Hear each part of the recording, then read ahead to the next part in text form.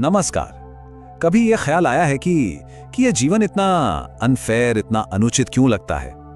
आज ना हम परमहंस योगानंद की शिक्षाओं में उतरेंगे और कर्म के कॉन्सेप्ट को समझेंगे, ताकि इस बहुत ही गहरे सवाल का जवाब ढूंढ सकें।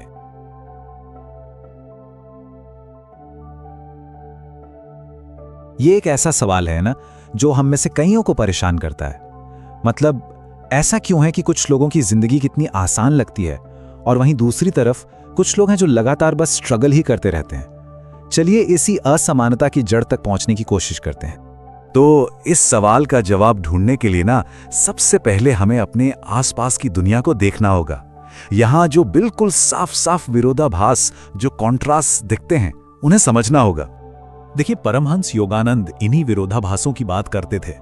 कुछ लोग हैं जो मानो चांदी का चम्मच लेकर पैदा होते हैं, और कुछ हैं जो हर समय बस संघर्ष ही कर रहे हैं। एक तरफ देखिए, पैसा तो बहुत है पर खाना हजम नहीं होता, और दूसरी तरफ मेटाबॉलिज्म इतना जबरदस्त है पर खाने के लिए पैसे ही नहीं है। ये तो जन्म से ही लाइफ को एक तरह से अनफेयर बना देता है ना। लेकिन बात सिर्फ बाहरी हालातों की नहीं है। जरा अंदर झांक कर देखें, हमारे अपने अंदर क्या चल रहा है। कभी कभी वो जो एकदम डार्क इंपल्सेस आती हैं, जो लगता है कि कंट्रोल से बाहर हैं, वो आखिर आती कहां से हैं? योगानंद एक हत्यारे का कबूलनामा बताते हैं। मैं खुद को रोक नहीं सका, मुझे ये करना ही था। एक ऐसी इंपल्स जो इतनी पावरफुल हो कि लगे जैसे ये कोई चॉइस थी ही नहीं, कि ये तो बस होना ही था। सवाल वही है, ये आता कहां से है? तो क्या इसका मतलब ये समझे कि कोई भयानक ईश्वर है जो बस अपनी मर्जी से रैंडमली किसी को अच्छा तो किसी को बुरा भाग्य दे रहा है? ये एक बहुत ही कॉमन डाउट है और योगानंद इसी सवाल को एड्रेस करना चाहते थे। लेकिन योगानंद का नजरिया बिल्कुल अलग है। वो एक दूसरा ही एक्सप्लेनेशन देते हैं।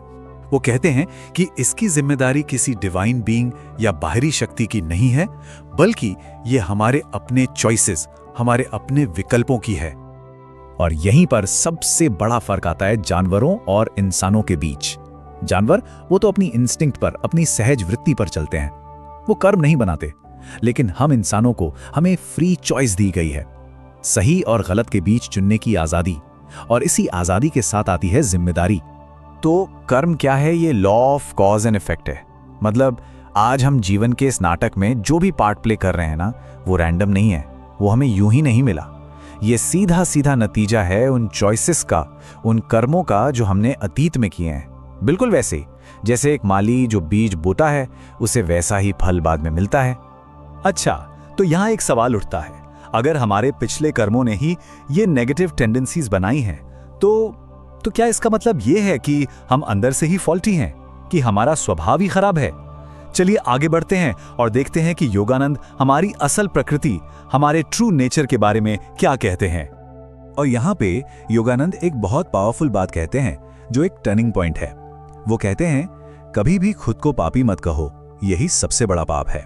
ये स्टेटमेंट हमें हमारी आदतों से ऊपर उठकर हमारी असली पहचान को देखने के लिए कहता है। ये योगानंद की टीचिंग्स का बिल्कुल कोर है कि हमारा जो एसेंशियल सेल्फ है, हमारी आत्मा, वो हमेशा से प्योर है, शाश्वत रूप से शुद्ध। इसे ऐसे समझिए जैसे आसमान होता है। बादल उसे कुछ देर के लिए ढक जरूर सकते हैं, पर उस पर कोई दाग नहीं लगा सकते, उसे बदल नहीं सकते। हमारी आत्मा भी वैसी ही है। योगानंद ने इसे समझाने के लिए एक बहुत ही सुंदर मेटाफर का इस्तेमाल किया। उन्होंने कहा कि बुरा कर्म वो सोने के ऊपर ढके एक पहाड़ जैसा है। पहाड़ सोने को छुपा सकता है, उसे कवर कर सकता है, लेकिन वो सोने की नेचर को, उसकी शुद्धता को कभी नहीं बदल सकता। बिल्कुल इसी तरह हमारे बुरे कर्म हमारी आत्मा को ढक सकते हैं, पर उसे तबाह नहीं कर सकते। एक और एनालॉजी है गैस बर्नर की। जरा सोचिए, एक मेन बड़ी सी फ्लेम है जो डिवाइन सोर्स है, और उसी से कई छोटी छोटी लपटें, छोटे छोटे बर्नर्स निकल रहे हैं। हर इंसान एक छोटी लौ की तरह है। देखने में सब अलग अलग लगते हैं, लेकिन है तो सब उसी एक सोर्स से जुड़े हुए। तो सवाल यह है कि क्या हम सच में अलग हैं? तो यहां पर एक बहुत अच्छी खबर है।